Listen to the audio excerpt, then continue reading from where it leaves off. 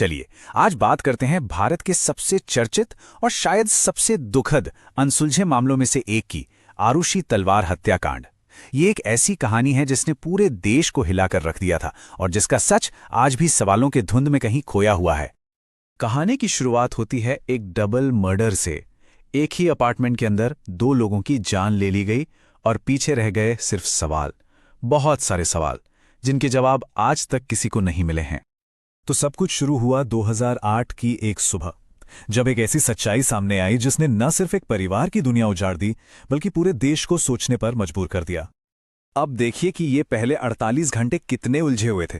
16 मई की सुबह 13 साल की आरुषि तलवार अपने ही कमरे में मृत पाई गई। पहला शक वो सीधा गया घर के नौकर हेमराज पर, जो गायब था। लेकिन अगले ही दिन कहानी में एक ऐसा मोड़ आया जिसकी किसी ने कल्पना भी नहीं की थी। हेमराज की लाश भी उसी घर की छत पर मिली। और बस इस एक बात ने केस की पूरी दिशा ही बदल दी। पुलिस जिसे कातिल मानकर पूरे शहर में ढूंढ रही थी, वो तो खुद इस अपराध का दूसरा शिकार निकला। इस ट्विस्ट ने मामले को पहले से कहीं ज्यादा उलझा दिया। यहीं से शुरू हुआ जांच का वो दौर, जो सच कहें तो विवादों और कंफ्यूजन से भरा हुआ था। थियोरीज लगातार बदल रही थीं और पूरे देश की नजरें इस केस पर गड़ी हुई थीं। पुलिस की थ्योरी ने तो जैसे एक पूरा यू टर्न ही ले लिया। कल तक जो पुलिस कह रही थी कि कातिल हेमराज है, अचानक वो कहने लगी कि आरुषि के माता पिता राजेश और नूपुर तलवार ही असली मुजरिम हैं। इस बदलाव ने लोगों के मन में बहुत भ्रम पैदा किया और इस जांच की शुरू से ही बहुत आलोचना हुई। क्यों? क्योंकि पुलिस का काम बेहद ढीला था। सबूतों के साथ लापरवाही बरती गई, बिना किसी ठोस आधार के आरोप लगाए जा रहे थे और ऊपर से मीडिया की अटकलबाजी ने तो जैसे आग में घी का काम किया।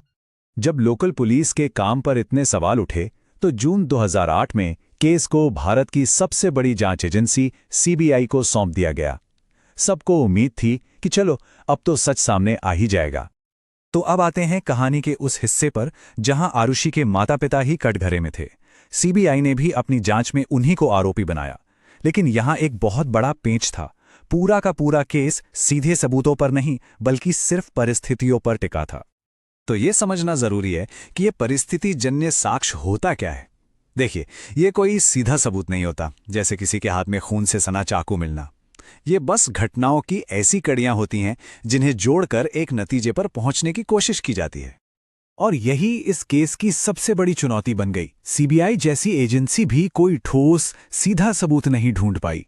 उनका पूरा केस सिर्फ इन्हीं कड़ियों को जोड़कर बनाया गया था, जिसे कई कानूनी जानकारों ने बहुत कमजोर माना। इसके बाद अदालतों में जो हुआ वो वाकई किसी रोलर कोस्टर राइड जैसा था। एक के बाद एक ऐसे फैसले आए जिसने सबको चौंका दिया। जरा इस कानूनी सफर पर नजर डालिए। 2012 में तलवार दंपति पर आरोप तय हुए। फिर 2013 में निचली अदालत ने उन्हें दोषी करार दिया और उम्र कैद की सजा सुना दी। लेकिन कहानी यहीं खत्म नहीं हुई। 2017 में इलाहाबाद हाईकोर्ट ने इस फैसले को पूरी तरह से पलट दिया और दोनों को बरी कर दिया। तो सवाल उठता है कि हाईकोर्ट ने उन्हें बरी क्यों किया? वजह सिर्फ एक थी, निर्णायक सबूतों की कमी। कानून का एक सीधा सा नियम है कि शक का फायदा हमेशा आरोपी को मिलता है। शक कितना भी गहरा क्यों न हो, वो सबूत की जगह कभी नहीं ले सकता। तो हम घूम फिर कर फिर उसी सबसे बड़े सवाल पर आ जाते हैं। इतने साल बीत गए, इतनी जांच हुई, फिर भी यह मामला अनसुलझा क्यों है? हमें आज तक क्यों नहीं पता कि उस रात असल में हुआ क्या था? देखिए, इसकी कोई एक वजह नहीं है। कई चीजों ने मिलकर इस केस को एक ऐसी पहेली बना दिया जो सुलझ ही नहीं पाई। सबसे पहले शुरुआती पुलिस जांच में ही बहुत बड़ी गलतियां हुई। फिर पूरे केस में सीधे सबूत थे ही नहीं। ऊपर से मीडिया का दबाव और अलग अलग जांच टीमों के अलग अलग नतीजों ने इसे और भी उलझा दिया। तो आज की हकीकत यह है कि तलवार दंपति बरी हो चुके हैं, लेकिन कोई और दोषी भी साबित नहीं हुआ है। यानी कानूनी तौर पर यह मामला आज भी अनसुलझा है। 2 हत्याओं के लिए किसी को भी सजा नहीं मिली और पीछे रह गया है सिर्फ न्याय का एक खालीपन। और इस पूरी कहानी के बाद तमाम जांचों, अदालती सुनवाइयों और मीडिया ट्रायल के बावजूद हम सब आज भी एक ही सवाल के साथ खड़े हैं।